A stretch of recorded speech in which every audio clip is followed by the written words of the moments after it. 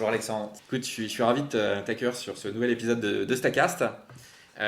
Aujourd'hui, tu vides ton stack pour le plaisir de tous les auditeurs et puis du mien du coup parce que j'apprends à chaque fois beaucoup de choses. Moi, je vais te poser des questions sur, voilà, sur tous ces outils que tu utilises au quotidien qui ne sont pas forcément numériques.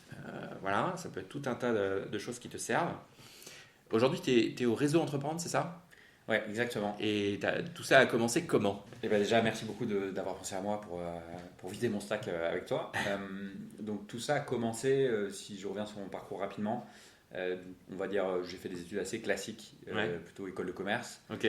Et ensuite, j'ai enchaîné sur des jobs plutôt taillés pour quand tu sors d'école de commerce, donc en marketing, plutôt dans des grosses boîtes. D'accord. Mais c'est un truc assez rapidement, je me suis rendu compte au bout de 3 ans que c'était pas forcément mon Ouais, parcours ce qui idéal. faisait, ouais. Exactement. Vibrer. Et donc, au bout de 2-3 ans, j'ai senti un peu un vide. C'est-à-dire que moi, je sentais plutôt le besoin de partir plus d'une feuille vierge plutôt que d'avoir des trucs ultra processés, ultra calibrés. D'accord. Et donc, j'ai créé en parallèle de mes jobs un site qui s'appelle Paris Zigzag, qui est un média en ligne sur Paris. On parle de Paris insolite, Paris secret, des bonnes adresses, voilà, beaucoup de contenu C'était éditorial. avant le bonbon, tout ça? C'est avant Alors c'était après le bonbon pour Après le le coup. bonbon, ouais. Là où le bonbon a été très fort pour se positionner d'abord sur le papier et Ouais. après sur le web, on a commencé directement pure player D'accord. digital. On est assez complémentaires parce que nous on parle beaucoup plutôt sous l'angle aussi historique, Mhm, insolite, ouais. avec aussi des balades culturelles dans la ville pour découvrir un peu Paris, Paris autrement. Donc voilà, donc ça j'ai monté ça en parallèle de mes jobs et assez rapidement ça a pris de l'ampleur, c'est-à-dire que le trafic était au rendez-vous, la communauté commençait à se bâtir, il y avait un début de business model, parce que bon, on en reparlera sans doute, mais le business model de la monétisation de communauté, il n'est pas toujours évident. Non. Mais en tout cas, il y avait des choses qui se passaient, et donc je me suis dit un jour, vas-y, mets-toi à temps plein sur le projet. Donc j'ai quitté mes jobs pour me consacrer à temps plein sur Paris Zigzag. D'accord. Donc là, voilà, début de l'aventure entrepreneuriale. Je suis passé d'un hobby, puisque bon, Ouais. voilà, moi j'adore Paris, j'adore son histoire, donc c'était un truc qui m'éclatait à faire le soir et le week-end. Je suis passé de ça à une vraie aventure entrepreneuriale avec un projet, on va dire ambitieux, avec une équipe à constituer, des financements à les trouver, etc. Et donc voilà, vraiment du statut de hobby à temps plein. vraie aventure entrepreneuriale.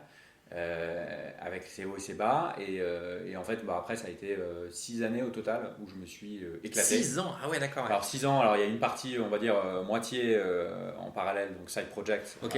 en parallèle d'un job, Ok. donc là en termes d'organisation perso c'est un sujet, Ouais. et après 3 ans grosso modo à temps plein, D'accord. et donc 6 ans au total où je me suis vraiment éclaté. Le métier principal de cette boîte, c'était de créer du contenu éditorial pertinent et à valeur ajoutée pour les lecteurs, pour fédérer la plus grande communauté possible sur les réseaux sociaux, sur la newsletter. Et tu monétisais ça comment dans les premiers temps? Ouais, on le monétisait de 2 manières différentes.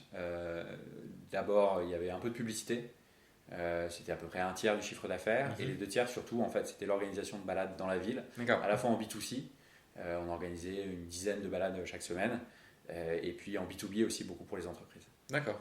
Donc voilà, donc ça a été 6 années où je me suis éclaté. Et pour reboucler avec Réseau Entreprendre, j'ai eu la chance de croiser Réseau Entreprendre en tant qu'entrepreneur. Voilà, donc Réseau Entreprendre, pour ceux qui ne connaîtraient pas, c'est une structure qui accompagne des entrepreneurs. C'est une aventure assez folle qui a commencé dans les années 80 dans le nord de la France, des grands patrons du Nord qui se sont retrouvés confrontés au chômage et à une crise du textile, et donc ils ont eu l'idée de monter ce réseau où le concept est toujours le même d'ailleurs aujourd'hui. C'est des chefs d'entreprise aguerris qui vont accompagner bénévolement des plus jeunes créateurs d'entreprise. Ouais. Tout ça gratuitement, ils le font bénévolement, ils ont en plus interdiction d'investir dans les boîtes qui sont accompagnées. Bref, c'est un accompagnement de gens hyper expérimentés, hyper quali, ouais, hyper quali, Ouais. et surtout totalement désintéressés. D'accord. Et donc moi j'ai entendu parler de ce réseau que je ne connaissais pas à ce moment-là. Et donc voilà, j'ai candidaté et j'ai été retenu donc en tant que lauréat. Tu as été lauréat du Et réseau donc, j'ai Entreprendre. été lauréat de Réseau Entreprendre Paris. Donc il faut savoir qu'il y a des réseaux Entreprendre partout en France, et même le modèle a été aussi dupliqué à l'international. Et donc voilà, j'ai eu la chance d'être accompagné plusieurs mois. Et en fait, à un moment donné, moi, je me suis rendu compte, je me suis un peu essoufflé sur mon projet entrepreneurial. D'accord. Pour 2 raisons. Alors déjà, j'ai eu on va dire des galères d'associés. On avait cofondé la boîte à l'origine, Et il y a eu des sujets autour Il y a eu de des ça. sujets. Il y a eu des sujets. C'est toujours compliqué l'association. Ouais. Et en fait, en plus, comme je l'évoquais tout à l'heure, la monétisation d'une audience, c'est un business model qui est assez compliqué. Voilà, et à un moment donné, je me suis rendu compte que j'étais plus forcément la bonne personne pour porter le projet. Et un matin, je me souviens bien, je me suis réveillé, j'ai vraiment senti comme un soulagement où je me suis dit, bah, en fait, je suis plus la bonne personne. Donc trouve quelqu'un d'autre pour reprendre le flambeau, parce que ce serait con que c'est 500 000 lecteurs chaque mois qui venaient sur le site ne retrouvent plus leurs articles habituels auxquels ils sont attachés. Et donc je me suis mis à la recherche d'un repreneur. Et en plus, donc, tout ça, c'est bien enfin, les planètes se sont alignées, parce que le moment où je me suis dit que j'étais plus forcément la bonne personne, j'ai eu l'opportunité de céder. Et donc j'ai revendu la boîte fin 2016. D'accord. Et voilà. Et donc, c'est dur en France de rechercher un repreneur comme ça, parce que je sais qu'il y a des marketplaces aux États-Unis où tu peux mettre un site e-commerce ou une communauté en vente comme ça assez facilement. Après, je ne sais pas comment ça se passe en France. C'est quand tu t'es tapé à la porte de qui, tu t'es appuyé sur le réseau que tu avais. Ouais, exactement. En fait, j'ai repris un peu tous les contacts que j'avais pu croiser dans le cadre de cette aventure. Et tous les gens pour lesquels je me suis dit que ça pouvait avoir de la valeur pour eux. D'accord. Complémentaire. Donc j'ai pris un nombre incalculable de cafés. Voilà, on est un peu en roadshow. Et finalement, on sent très vite les gens qui sont vraiment intéressés, les autres. Et puis il y a quand même, évidemment, c'est ton bébé, ta boîte, donc il y a un sujet d'affect, il y a un sujet, voilà. Donc après, moi j'ai eu la chance d'avoir plusieurs boîtes qui sont positionnées, ce qui facilite évidemment les choses en termes de négociation, de timing, etc. Et j'ai fini par faire le deal avec une boîte d'ailleurs qui s'appelle Meet Me Out, qui était accompagnée aussi par Réseau Entreprendre Paris. Donc on se connaissait déjà, et ça facilitait beaucoup les choses. Et en termes de, c'est vrai que c'est une période stressante. La session, et puis on sort d'une période très intense qui est l'entrepreneuriat, où on fait sortir de terre un projet. Là, l'idée, c'est de le céder. Donc, c'est une période particulière. Donc au final. Donc, tu revends ça. Exactement. Je revends la boîte. Là, c'est une période un peu bizarre où tu as cette charge hyper intense qu'est le fait de monter sa boîte à plus rien. Et donc, en fait, du jour au lendemain, tu te retrouves à une période où tu bosses comme un malade, à une période où, boum, le grand vide. Et en fait, moi, j'ai eu la chance de pouvoir très bien gérer cette situation. C'est vrai que tout le monde ne le gère pas. Voilà, et en fait, pourquoi est-ce que j'ai réussi aussi à le gérer, c'est que en fait, j'ai rejoint l'équipe de Réseau Entreprendre. En fait, ça m'a permis de rester dans le milieu entrepreneurial, parce que moi, je ne me voyais pas retourner dans une grosse boîte ou retourner salarié de manière un peu classique. Je ne le sentais pas trop. Et finalement, j'ai rejoint cette aventure de ouf qu'est le réseau, où en fait, j'ai la chance d'être entouré de champions, finalement, avec d'un côté les lauréats qu'on accompagne, de l'autre côté les membres, donc les adhérents, donc les chefs d'entreprise qui cotisent à l'association pour pouvoir donner du temps bénévolement. Donc c'est des gens en plus qui font ça de manière vraiment pour la beauté du geste et pour le succès. Finalement, ils n'ont aucun autre incentive que de voir grandir les boîtes qu'ils accompagnent. Donc on est entouré de gens qui montent des projets de ouf et qui ont une mentalité incroyable et une humilité aussi folle. Et du coup voilà, donc j'ai réussi à super bien gérer ça, parce que j'ai rejoint cette aventure, donc qui me permet à la fois d'être super autonome, parce qu'en fait on est très autonome dans notre job, et on a une équipe fantastique, et puis en fait ça me permet de rester en contact avec l'entrepreneuriat. Donc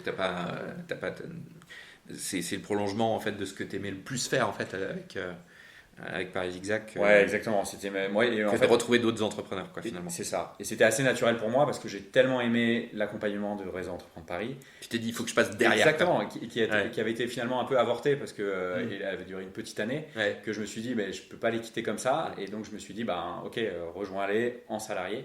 Et donc et ça fait maintenant plus de 2 ans que j'y suis. Et tous les jours, j'ai pas tellement l'impression d'aller bosser, en fait. Donc c'est un vrai luxe. Et dernièrement, tu en as profité pour prendre des cafés avec 400 managers, exactement, de rencontres, d'entreprises, et tu nous sors un bouquin incroyable qui s'appelle Dream Team, et que vous pouvez tous acheter sur Amazon. Et dis-nous ce qu'il y a à l'intérieur de ce. Déjà, peut-être en 2 mots, la jeunesse du projet, c'est que il y a 3 choses qui m'ont poussé en fait à écrire ce bouquin. La première, c'est qu'au début de mon parcours, moi j'ai assisté malheureusement à ce que j'appelle des catastrophes humaines, c'est-à-dire liées directement à du mauvais management. Donc c'est des choses qui m'ont, à titre perso, profondément marqué. Surtout quand tu débarques dans le milieu du travail, où tu as 23 ans, tu te dis mais c'est l'angoisse, c'est ça ce truc. C'est ça le monde du travail qui m'attend pendant les 50 prochaines années. Donc c'est des choses que j'ai profondément gardées en moi. La deuxième raison, c'est que quand moi-même je me suis retrouvé en position de manager, et notamment aussi quand j'ai entrepris, quand j'ai dû moi-même constituer mon équipe, je me suis rendu compte à quel point c'est dur, on se sent seul, c'est hyper souvent ingrat, c'est vraiment, je me suis rendu compte à quel point c'était chaud. Et c'est vrai qu'en plus, on ne t'apprend pas ça à l'école. À l'école de commerce, finalement, malheureusement, le management, c'est que dans le titre, école de management. Dans le reste, ça ne suit pas trop à ce niveau-là. Peut-être que ça a changé, mais en tout cas, à mon époque, c'était moins le cas. Et donc, voilà, j'ai une difficulté et je ne savais pas trop comment m'y prendre. Et chez Réseau Entreprendre, encore une fois, j'ai la chance d'être entouré de personnes incroyables qui, tous les jours, elles me témoignent et me partagent leurs astuces, pratiques, etc. sur comment recruter et fidéliser la meilleure équipe possible. Oui, donc très bonne école, quoi, finalement. La meilleure école possible.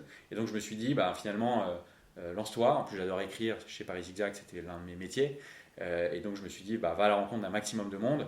J'avais déjà cette super matière première, puisque tous les jours, quasiment, je notais sur mon téléphone tout ce que je pouvais entendre sur le sujet du management qui m'a toujours intéressé. Et je me suis dit, va à la rencontre, au-delà de ces personnes-là, d'un maximum de personnes, à la fois en start-up, en PME, en grand groupe, parce qu'il y a du bon et du mauvais partout.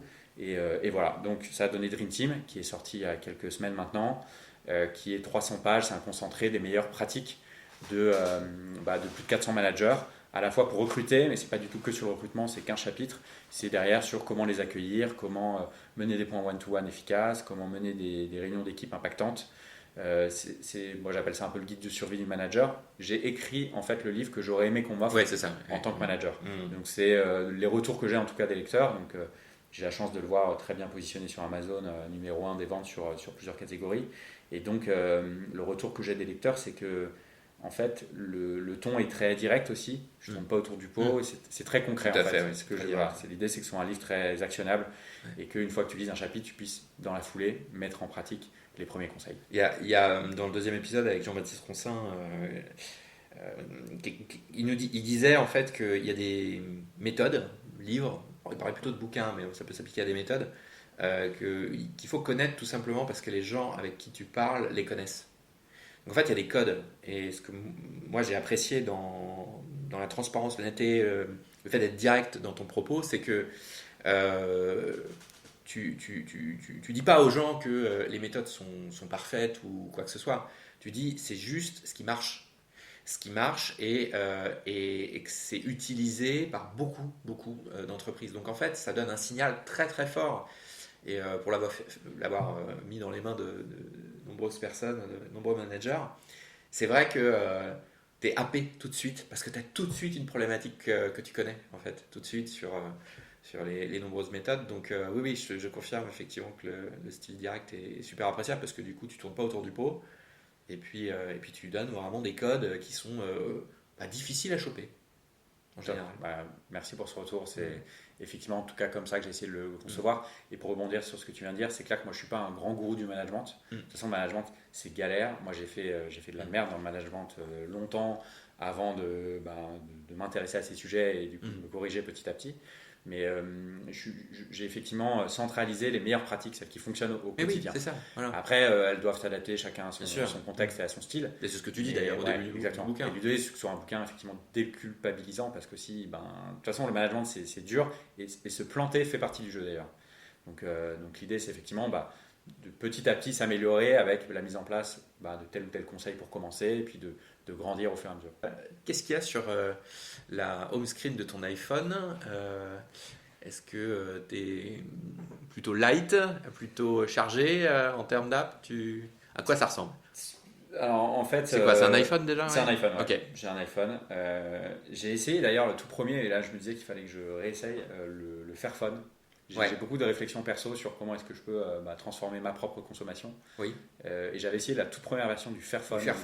Kickstarter, non? C'est tout. Ouais, exactement. Ouais. Qui était honnêtement, je vais pas leur faire de la pub sur cette version-là, qui n'était pas terrible. D'accord. J'ai utilisé 2 mois. Je sais qu'il y a eu des nouvelles versions qui sont beaucoup mieux maintenant aujourd'hui, donc je compte essayer. Mais grosso modo, pour répondre à ta question, si je me lance dans l'énumération des applis qui sont sur ma home screen, ça va être assez chiant. Parce qu'en fait, et d'ailleurs, j'ai essayé de la purifier en fait avec le temps. C'est-à-dire que moi, je suis dans une logique où je me rends compte à quel point, et j'ai pour habitude de dire ça, c'est-à-dire que mon téléphone n'a jamais été aussi intelligent, mais il m'a jamais rendu aussi con. C'est-à-dire qu'en fait, Ouais. On est gavé d'applis, de trucs, de machin, et qui sont faites pour te rendre le plus accro possible. Et chez moi, ça fonctionne hyper bien. C'est-à-dire que je suis accro à mon téléphone. Ouais. C'est très compliqué pour moi de ne pas le prendre entre les mains Ouais.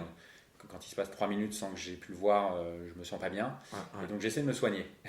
Et donc en fait, pour me soigner, ça passe par, entre autres, supprimer des apps que j'utilisais très régulièrement. Et je réfléchis même à reprendre un téléphone des années 2000-90, un espèce de 3310. Tu sais qu'il est ressorti du coup. Je sais. J'y pense là, mais Ouais. il est ressorti le Exactement. 3310. Il a été ressorti. Il y a le téléphone aussi dans Matrix. Je sais il y a aussi une réédition qui a été faite il n'y a pas longtemps.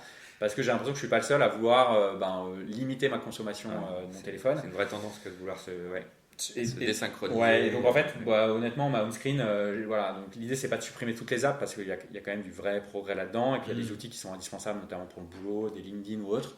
Mais j'essaye de limiter mon temps. C'est-à-dire qu'aujourd'hui, mon téléphone, je le prends à peu près 250 fois, j'avais regardé, par jour. D'accord. Complètement délirant.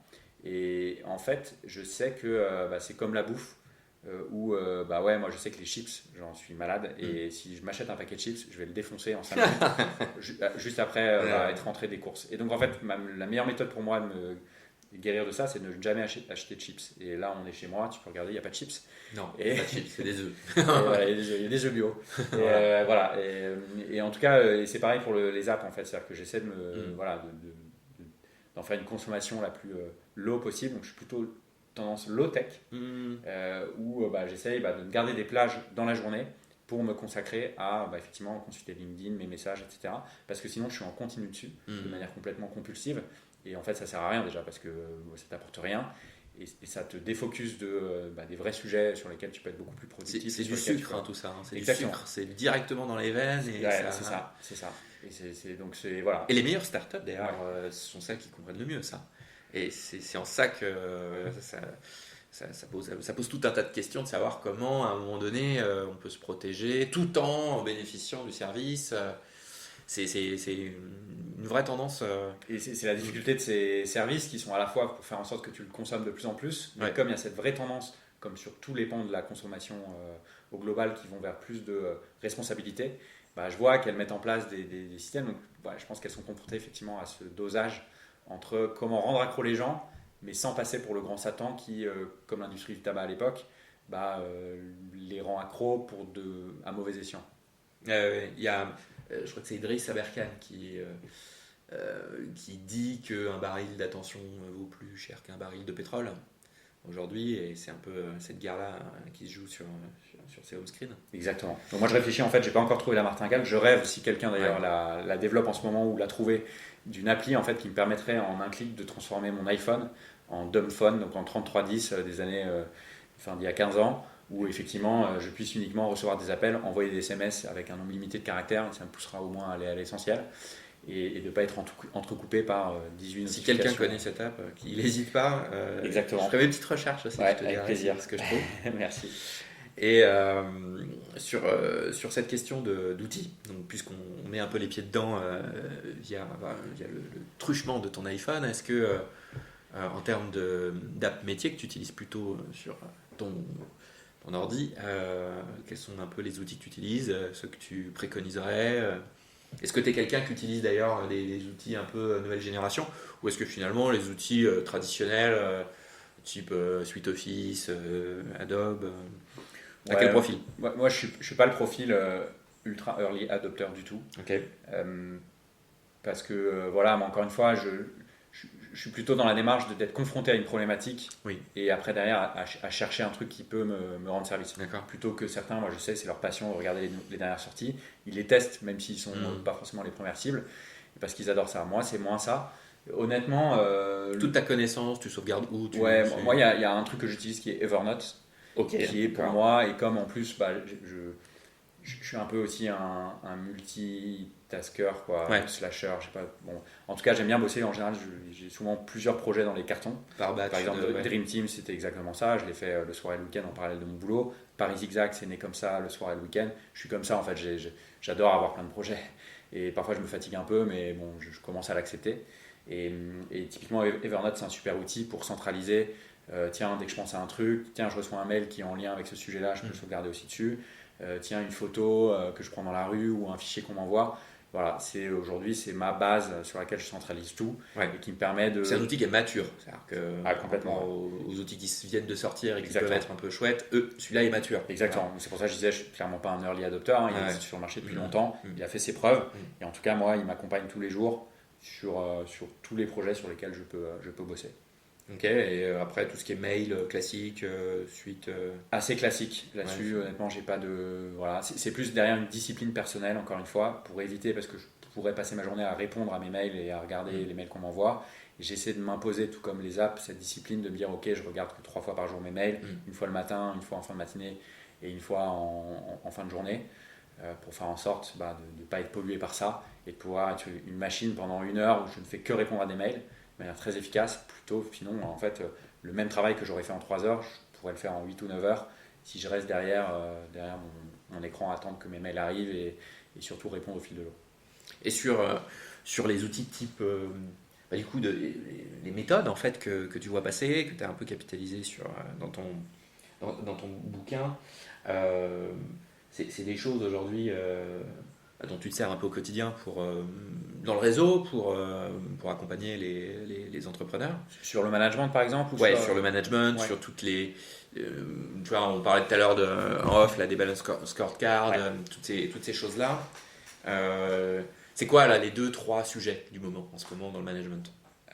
Alors déjà, si je prends un peu plus de hauteur, c'est sur une méthode assez large que je trouve assez intéressante, que je m'applique moi à titre perso. C'est la méthode Kaizen qui vient du Japon, qui a été inventée par les fondateurs de Toyota. D'accord. En gros, je simplifie le truc, mais c'est la politique des petits pas. Plutôt que d'essayer de tout révolutionner d'un coup, en général, ça ne marche pas. En fait, on le fait petit à petit. D'ailleurs, dans Dream Team, j'en parle un peu sous je pense, ce truc de la brochette, où je dis qu'en fait, si tu essaies d'enlever tous tes morceaux de viande du haut vers le bas, tu vas grave galérer, tu vas en foutre partout. Alors qu'en fait, si tu le fais morceau de viande par morceau de viande, en fait, ça se passera bien. Et c'est exactement la même logique, c'est que face à un problème complexe, c'est de ne pas essayer de tout faire et de le faire petit à petit. Et en management, c'est la même chose. Essayer de révolutionner du jour au lendemain ces pratiques, ça ne fonctionnera pas parce que, en général, on le fait mal parce qu'on n'est pas très focus. Et 2, en plus, l'équipe qui est habituée à un certain style de management de notre part, va pas trop comprendre. Et ça fera vraiment virage mal fait, grosse ficelle, où en fait, je viens de lire un livre pertinent ou je viens d'assister à une formation et j'essaye tout de suite d'appliquer tout ce qu'on m'a dit. En fait, ça ne peut pas marcher comme ça. Les gens ne suivent pas sur ça. Quoi. Exactement. Donc, je pense qu'il y a un premier sujet qui est de se dire d'accepter que les choses prennent du temps et donc d'y aller petit à petit. Et la méthode Kaizen, moi je me l'applique sur plein de sujets, on pourra en parler peut-être tout à l'heure. Mais, tu veux dire perso aussi? Ouais, type perso, par exemple, routine perso que je me suis mise, c'est le sport le matin. Moi je ne suis pas un grand sportif de base. C'est quoi, 6h, 7h Le matin? Ouais, vers 7h. 7h? Ouais.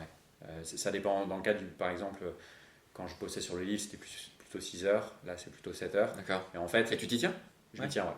D'accord. Et en fait, je m'y tiens aussi parce que ce que je fais le matin, donc je fais un peu de guitare, je fais un peu de méditation parfois, et j'ai une petite routine de sport qui est très simple. Et pareil, comme je ne suis pas un grand sportif de base, au début j'ai commencé, j'ai pris un tube sur YouTube, le premier truc venu, je l'ai fait. J'étais massacré, j'étais écœuré, j'ai tenu 3 jours et voilà. Et en fait, j'ai appris à la base et j'ai commencé par 20 secondes de gainage, 30 secondes, 40 secondes, un peu tous les jours, le Kaizen. Voilà. Et en fait, aujourd'hui, je fais 1 minute 30 et j'ai enrichi ça d'autres exercices. Des squats, des trucs comme ça.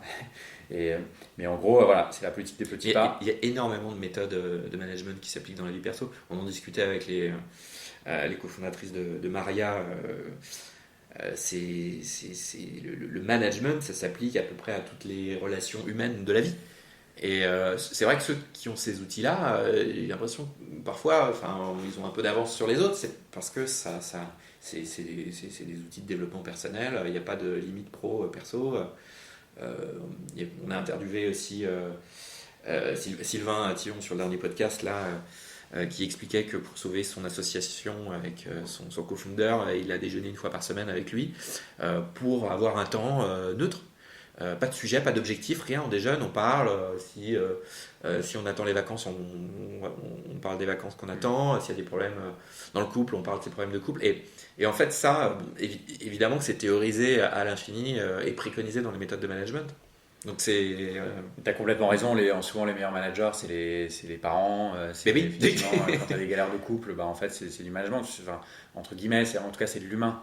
Parce que le management, c'est avant tout, et moi j'ai été bluffé par la générosité des 40 personnes, des 450 personnes qui sont tous cités à la fin. Et j'ai été bluffé, mais en fait, je me suis rendu compte que le management, c'est de l'humain, c'est de l'affect, ce sont des émotions, donc ça parle à tout le monde en fait. C'est vraiment universel, c'est ce qui est le propre de l'homme. Et donc, en fait, pour rebondir sur ce que tu dis, une des clés aussi, et une des tendances, c'est de réussir justement à prendre du temps pour prendre de la hauteur par rapport au quotidien et au business as usual, le run, on l'appelle comme on veut, mais l'opérationnel, ce qui nous bouffe 95% de notre temps. Et c'est d'ailleurs l'un des travers dans lesquels tombe la majorité des managers, c'est que souvent, malheureusement, quand on est manager, on est aussi dans l'opérationnel. Et donc, en fait, en général, ce qui passe à la trappe, c'est le management, c'est les équipes. Alors finalement, ça devrait être l'inverse. Et le fait d'avoir des points one-to-one qui sont faits chaque semaine, le fait de systématiquement, en tant que manager, sa problématique, c'est pas de se dire, ok, qu'est-ce que j'ai à 17h? Ah oui, c'est un rendez-vous client, c'est important, ceci, cela. Le matin, quand on se barre pour le trajet entre chez soi et le boulot, c'est de penser à son équipe, ce qui se passe dans la tête d'Alexandre. C'est ça, se mettre dans les chaussures. Exactement, de se dire comment est-ce que je peux faire pour l'aider à le ou la développer, pour l'aider, de quoi est-ce qu'elle a besoin pour être encore meilleure en fait. Qu'est-ce qui lui prend du temps, qu'est-ce qui lui bouffe de l'énergie, qu'est-ce qui lui en donne pour la mettre, la connecter à son talent et la mettre à sa juste place. Et donc c'est vraiment ça, une des tendances aussi, en tout cas ce qui est évidemment recommandé, c'est de consacrer au moins une demi-heure par semaine à chacun de ses collaborateurs pour ne pas parler des sujets en cours, mais pour parler comment ça va, comment tu te sens, comment est-ce qu'on peut faire pour mieux t'accompagner, mieux t'aider, c'est quoi ton mood du moment, parce qu'en fait c'est dans ces moments-là que la transmission d'énergie se fait, que l'engagement en fait se crée, que la confiance entre le manager et le collaborateur se crée. Et si c'est pareil avec les enfants et c'est pareil en couple, si on n'a pas de moment pour se dire comment on se sent en ce moment, même en couple, comment ça va, toi comment tu te sens dans notre couple, de quoi est-ce que tu as besoin pour être encore plus épanoui dans notre aventure à deux, et en fait du coup ça crée des non-dits, on se les dit pas, et puis jour il y a le risque un peu de cocotte minute où soit on explose, soit on abandonne aussi la relation, ça se voit beaucoup en management, où en fait on n'a même plus envie de faire l'effort de se dire les choses, parce qu'en fait on se dit que ça sert à rien. Champ de mine. Pourquoi? Parce qu'il n'y a pas cette instance entre guillemets.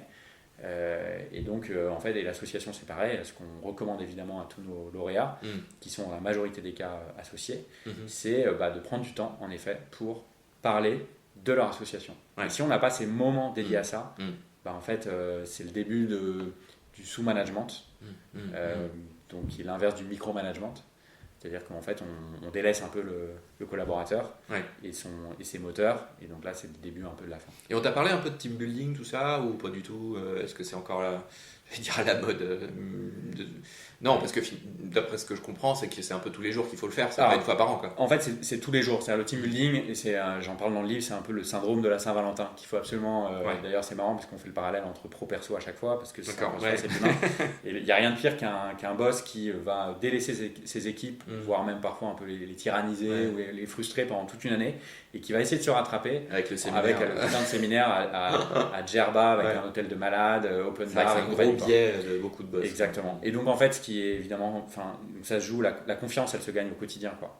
Et évidemment, et l'engagement, il se joue au quotidien, les petits détails. Et c'est pareil dans le couple, c'est pareil avec les enfants, c'est pareil dans toutes les relations humaines en fait. Donc, et en revanche, le team building est essentiel, mais pas une fois par an, le plus régulièrement possible. Je parle dans le livre de l'équation de la bonne ambiance, où en fait je me suis rendu compte qu'il y avait 3 éléments clés pour la bonne ambiance. Je ne vais pas forcément rentrer dans le détail, mais passer du temps off ensemble, évidemment, en fait partie.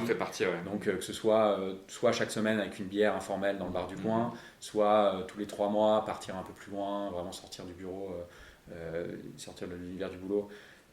Voilà, c'est des choses qui restent évidemment indispensables. Il y a une question de confiance aussi, j'imagine. C'est que c'est la base un peu de tout ça. C'est qu'au-delà du profil, au-delà des compétences, c'est que si tu fais confiance en quelqu'un et que tu es sûr que tu peux compter sur lui n'importe quand, ça fait un très très bon terreau de départ. Oui, effectivement, cette confiance-là, tu es obligé de la travailler. Elle est clé, la confiance, parce que déjà, donc, en faisant toutes ces rencontres, j'ai pu théoriser un peu la confiance et je me suis rendu compte qu'il y avait 3 piliers à la confiance. C'est l'empathie, la transparence et la cohérence. Oui. Et en fait, si tu es empathie, tu es en capacité de te mettre à la place de l'autre, de mieux comprendre un peu ce qui se passe dans sa tête. Ouais. La transparence, de tout se dire, et la cohérence, de ne pas dire A le matin et B le soir. Oui, c'est ça. Et de retourner sa veste toutes les 2 secondes, être lisible. En fait, si tu n'as pas ces 3 éléments qui sont réunis, la confiance, elle a du mal à s'installer. Et ce qui est terrible avec la confiance, c'est que c'est Jean-Paul Sartre d'ailleurs qui a cette belle citation, je trouve, sur la confiance. Il dit qu'elle se gagne en gouttes, mais elle se perd en litres. Et il a tout à fait raison, c'est-à-dire qu'en fait, on peut mettre 1 an à gagner la confiance de quelqu'un, et si un jour on va merder, et en fait, toute la confiance peut être remise en cause. Et c'est d'ailleurs pareil dans les relations amicales, amoureuses ou autres. Donc effectivement, c'est à la fois clé et extrêmement fragile. Il y a un gros sujet aussi sur la culture. Alors, je sais pas, ça fait un gros stack de management là, mais sur la culture, j'imagine que plus elle est travaillée, plus elle est conscientisée par l'équipe le top management, plus c'est simple de manager des gens, non? Ouais, en fait, plus la culture elle est conscientisée, écrite aussi, c'est-à-dire oui, posée. Il y a les valeurs posées, réfléchies. C'est pas en général, la culture en fait, elle est déjà vécue, elle est déjà là. Elle existe déjà. Moi, j'ai pour habitude de dire que la culture, c'est la manière dont se comporte la boîte quand elle n'est pas regardée, quand elle n'est pas sous le feu des projecteurs. C'est la manière dont elle se comporte en fait naturellement. Mais c'est important de poser des mots dessus. C'est pour ça que c'est important de bosser sur des ateliers de mission, de vision, de valeurs, pour partager tout ça. Et surtout derrière, ce qui est intéressant, c'est qu'une fois qu'on l'a posé, c'est un super filtre, notamment à la fois pour recruter des gens et à la fois aussi, malheureusement parfois, pour s'en séparer. Quelqu'un qui ne partage pas ou plus les valeurs de la boîte, c'est un super outil en fait pour rationaliser aussi un ressenti de part et d'autre. C'est toujours à double sens, un recrutement ou un départ. Mais c'est aussi de s'appuyer sur ces valeurs pour se dire malheureusement, j'ai l'impression que tu ne partages plus tellement les valeurs, parlons-en. Et si c'est le cas, en fait, se dire que la personne, du coup, elle n'est pas forcément à sa bonne place et qu'elle trouvera de toute façon nécessairement ailleurs une culture qui lui conviendra. Super. On va parler un peu des bouquins, des ouvrages qui t'ont plu, que tu lis en ce moment ou que tu as déjà lu. Est-ce que tu en aurais 2-3 là qui viennent à l'esprit?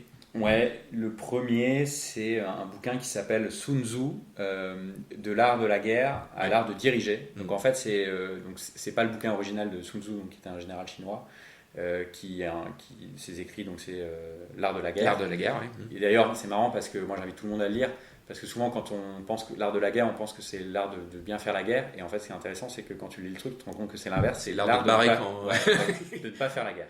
L'art en tout cas de gagner la guerre sans même avoir besoin de la faire. C'est-à-dire d'être suffisamment dissuasif vis-à-vis de tes adversaires potentiels pour qu'ils n'aient même pas envie de t'attaquer et que tu gagnes en fait comme ça. Et donc c'est un livre donc, de l'art de la guerre à l'art de diriger de Domiti Germain.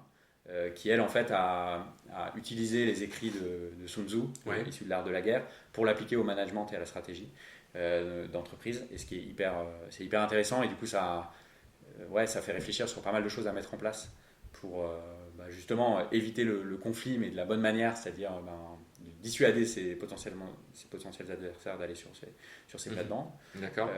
Sur le Kaizen, j'en parlais tout à l'heure, il y a plusieurs bouquins qui existent sur le sujet, mais c'est toujours intéressant de lire un peu les théories qui existent, les différents outils autour de ça, parce que ça permet de mieux ancrer le truc en soi, et de mieux l'appréhender, et du coup au final de mieux l'appliquer. Et il y a un autre livre qui me vient en tête que j'ai lu il n'y a pas longtemps, qui s'appelle Les Vertus de l'échec, écrit par Charles Pépin, qui en fait est hyper intéressant parce que il revient sur plein de success stories de J.K. Rowling à Agassi, ou à la fois dans le sport, dans l'écriture, dans les arts, où il y a beaucoup de success stories, et dans l'entrepreneuriat il y en a plein, de gens qui se sont magistralement plantés avant de réussir. Et surtout, ce qui est intéressant, c'est de lire dans ce livre en quoi est-ce que le fait de s'être planté leur a permis au final de réussir. Et ça permet aussi de planter, ça fait partie de la vie, et on apprend en général beaucoup plus de ses échecs que de ses succès. Et donc en fait savoir que d'autres l'ont fait, ça rassure, on relativise, et c'est surtout, j'aime bien ce truc de c'est toujours le verre à moitié plein. Ok, c'est la merde, c'est la galère, comment est-ce que je transforme cette galère en opportunité pour la suite? Et parce qu'encore une fois, ces gens-là, J.K. Rowling, elle s'est fait recaler je crois de 13 ou 17, je sais plus, maisons d'édition, son manuscrit d'Harry Potter. voilà, en fait, elle n'a pas lâché, elle s'est accrochée et elle a fait de ce truc-là une vraie hargne qu'elle a transformée en force positive. Et ce qui a fait qu'elle n'a pas lâché. Et donc, Harry Potter est devenu évidemment le succès qu'on connaît. Et des exemples comme ça, il y en a à l'appel. Et donc, je trouve ça toujours très inspirant. Un grand merci pour avoir vidé ton stack accès management.